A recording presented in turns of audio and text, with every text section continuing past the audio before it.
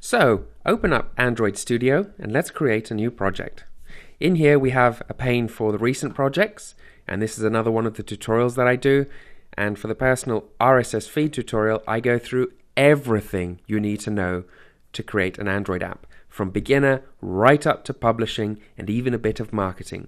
So if you'd like to follow that tutorial, then check the descriptions and the various links that I post for it. Right, we're going to create a new Android Studio project. So let's just click that button. It's going to ask us for an application name, and we're going to make a really simple app that just allows you to record one thing you have to do each day. That's it. Because I don't know about you, but I'm tired of those endless let's do everything in one day apps. I just want one that does one thing. Then it asks you for a company domain. So this will be something.com.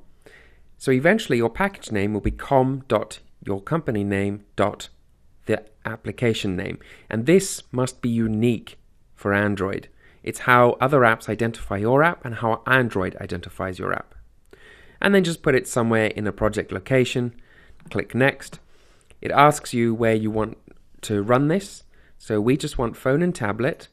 And we are going to have this, let's have it on 15 as the lowest version that we target. And then we're going to click Next.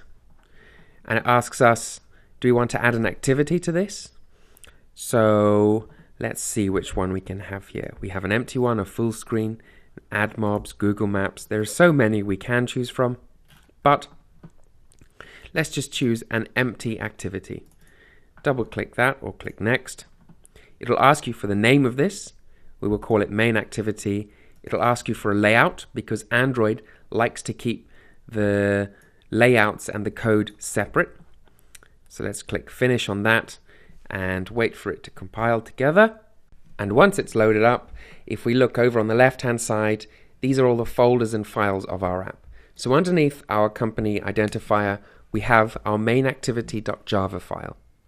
If we look down a bit and we go to res, we can see if we click layout, we have an activity main.xml.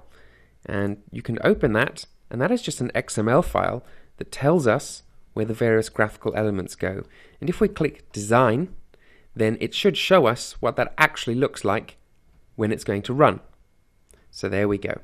If you can't see this left-hand pane, click down at the top and select the Android section. That concludes setting up a new project inside Android Studio.